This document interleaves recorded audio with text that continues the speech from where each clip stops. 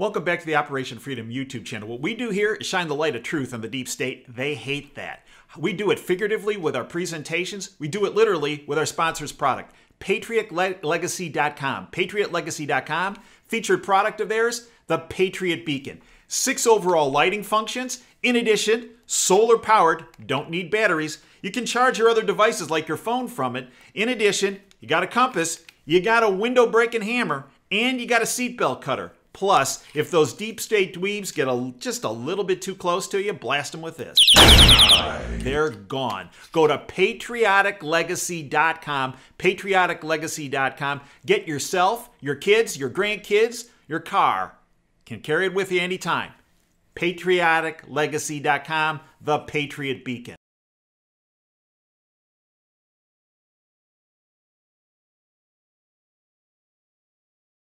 Hi, I'm Dr. Dave Janda. Welcome back to Operation Freedom Briefings. The goal of these briefings in my weekly radio show, Operation Freedom, is to provide you information the bought-off lamestream fake media will not touch and will not present. You can join us every Sunday for the radio show, Operation Freedom. It's free. Every Sunday from 2 to 5 Eastern, you can stream the show live. Great guests, great analysis, great insight from those guests by going to davejanda.com. Just hit the Listen Live button right in the middle of the homepage there. Tune in. It'll shoot you right to Wham Talk 1600 streaming channel. Hit the play button and you're all set. In addition, we're obviously available on this YouTube channel. We're also available at davejanda.com, both the free, the public side where we upload information on a regular basis, but where the real meat is, where we provide the extra shows, the WTF Geopolitical Show, the Insider Insight Show with extra guests, the extra analysis, the archives to the show, the podcast to all the radio shows, is available on the subscription platform for a very small fee. We hope you become part of our freedom family. Today I want to tackle the rule of law. And in particular, I want to focus on Andrew McCabe and General Flynn. As you all know, this past week, there was a number of events that occurred through the Justice Department. And in particular, the one that got all the notoriety was, if you listen to MSNBC, CNN, Fox for that matter, with Judge Napolitano, Andrew McCabe was exonerated, completely exonerated. No, he wasn't exonerated. And in particular, if you took the time to read the one-page letter from the Justice Department to Andrew McCabe's attorneys, he was given a limited pass on one issue, and one issue only. Tremendous number of people. Their hair was on fire. And I get it. Everybody's frustrated. Everybody wants to see perp walks. Everybody wants to see the deep state scum be held accountable. But understand something. You know, A.G. Barr is in a precarious situation. He has to take care of getting every rat out of this rat-infested building that we call a government. But he has to leave the structure, the building, intact. Because when you boil it all down, nobody wants to talk about this, but it's the facts. There was an attempted coup of a duly elected president of the United States that involved all 3 branches of the federal government. Many people say, well, it involved the Justice Department and the Department of, and in particular the FBI, a department out of the Department of Justice. Well, yeah, but it's much more than that. It involved the NSA, the CIA, the Defense Department, the State Department, every department in the executive branch. And we all saw what happened with the National Security Council, which is part of the executive branch. But it also involved the judicial branch, the FISA court. There was fraud there. And it wasn't just people coming and lying to the FISA court. The FISA court judges are also on the hook as being part of the plot. along with Justice Roberts, who oversees the FISA court. But it was also the legislative branch. I know Pelosi and Schiff and Nadler and all the puppets. I get it. But it went deeper in the legislative branch. With the Senate Select Committee on Intelligence. Remember, it was the chief of staff of that committee, Wolf, that leaked the FISA applications of Carter Page to a member of the press that he just happened to be sleeping with. Well, he had to get that information from somebody.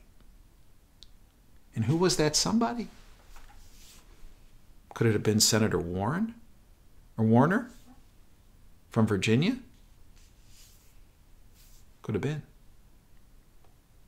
It was a concerted effort of all three branches of the government that was involved in this sedition. And A.G. Barr has been tasked with getting all the rats out of the building, but leaving the building standing. Because, let's face it, if all three pillars of our government came crashing down, it'd be exactly what the deep state would want. Mass chaos. So when Andrew McCabe was not held accountable for lying to the FBI, many people, and I understand this, became beyond frustrated, became irate. Well, let's look at this a little deeper, because I think there's actually a silver lining in this cloud that MSNBC and CNN and some folks at Fox and the New York Times, the Washington Post were all gloating about. Go back to the letter that was sent from the Justice Department on February 14th, the day this all blew up, to McCabe's attorneys. It's one paragraph. One. Now, if it was 2 or 3 paragraphs and there were some other issues included, my hair would have been on fire as well. But it wasn't. Because I believe by letting McCabe off the hook and lying to the FBI, which he did 4 times, 3 times of which were under oath, as pointed out by the IG, it opens the door for dismissing charges, similar charges, on General Flynn and also on even Roger Stone. Go to the letter. We write to inform you that after careful consideration, the government has decided not to pursue criminal charges against your client, Andrew McCabe, not across the board, specific, arising from the referral by the Office of the Inspector General to our Office of Conduct described in the Office of Inspector General's April 13, 2018 report entitled A Report of Investigation of Certain Allegations Relating to Former FBI Deputy Director Andrew McCabe. Remember, that report was a cutout. It came about a year and a half, more than a year and a half before the final IG report. This was a carve-out just on McCabe. Based on the totality of the circumstances and all the information known to the government at this time, underline at this time, we consider the matter closed. J.P. Cooney, Chief Fraud, Public Corruption Section, Department of Justice. Now let's go to that IG report from April 13th, 2018, of what Horowitz said. Here's how he starts it. This misconduct report addresses the accuracy of statements made by then Federal Bureau of Investigation Deputy Director Andrew McCabe to the FBI's Inspection Division and the Department of Justice Office of the Inspector General concerning the disclosure of certain law enforcement sensitive information to reporter, not classified, sensitive information to reporter Devlin Barrett that was published online in the Wall Street Journal on October 30th, 2016. This investigation was initially opened by the Inspection Division to determine whether the information published by the Wall Street Journal in October 30th article was an unauthorized leak, and if so, who was the source of the leak. On August 31st, 2017, the Office of Inspector General opened an investigation of McCabe following the Inspection Division's referral of its matter to the Office of Inspector General, After the inspection division became concerned McCabe may have, quote, lacked candor, end quote. In other words, light his rear end off. As detailed below, we found that in late October 2016, McCabe authorized special counsel, that would be, who was the special counsel? Lisa Page, I believe. And acting director of the Office of Public Affairs, I believe that guy's name was Mike Cortan,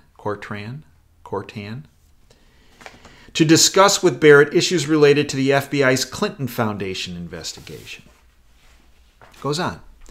We found that in a conversation with then-Director Comey shortly after the Wall Street Journal article was published, McCabe lacked candor lied, when he told Comey or made statements that led Comey to believe that McCabe had not authorized the disclosure and did not know who did. In other words, he lacked candor but not under oath. In other words, he lied but not under oath to another FBI official, his boss, Comey. We also found that on May 9, 2017, when questioned under oath by FBI agents from the inspection division, McCabe lacked candor, lied his butt off again, when he told the agents that he had not authorized the disclosure to the Wall Street Journal and did not know who did. He violated FBI Offense Code 2.6, lack of candor, this time under oath. We further found on July 28, 2017, on 2 occasions, he again lied, again under oath. We additionally found on November 29, 2017, when questioned under oath by the OIG in a recorded interview, well, he lied under oath 3 times. We therefore concluded that McCabe's disclosure of the existence of an ongoing investigation in this manner violated the FBI's and the department's media policy and constituted misconduct.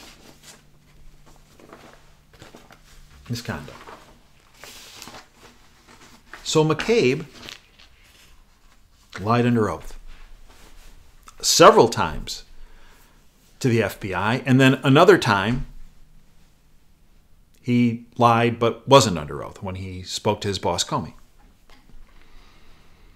So when this hit, the bought-off lamestream fake media, and there were some folks in the freedom movement that set their hair on fire about this, said, well, the entire system's a fraud. Well, okay, I'm going to give you 3 doors to open, and you choose which door you want to open. One door is that, yeah, it is a fraud. Yeah, the whole thing's a fraud. The whole Department of Just Us, and we know it was a fraud under Obama, but it continues to be a fraud. It will never change.